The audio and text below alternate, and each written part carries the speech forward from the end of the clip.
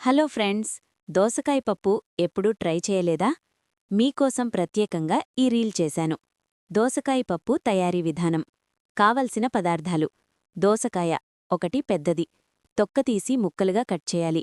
కందిపప్పు ½ కప్పు, పచ్చిమిర్చి 2, పసుపు 1/4 టీస్పూన్, ఉప్పు తగినంత, నీరు అవసరమైనంత, తాలింపు లేదా పోపు కోసం నూనె 2 టేబుల్ స్పూన్లు, ఆవాలు ½ టీస్పూన్, జీలకర్ర ½ టీస్పూన్, ఎండుమిర్చి 2, వెల్లుల్లి రెబ్బలు 5 నుండి 6, కరివేపాకు కొద్దిగా, ఇంగువ చిటికెడు. తయారీ విధానం: కుక్కర్లో కందిపప్పు, దోసకాయ ముక్కలు, పచ్చిమిర్చి, పసుపు, ఉప్పు, నీరు వేసి 3 విజిల్స్ వచ్చేవరకు ఉడికించండి. మూత తీసి పప్పు, దోసకాయ ముక్కలు బాగా మెత్తగా కలపండి.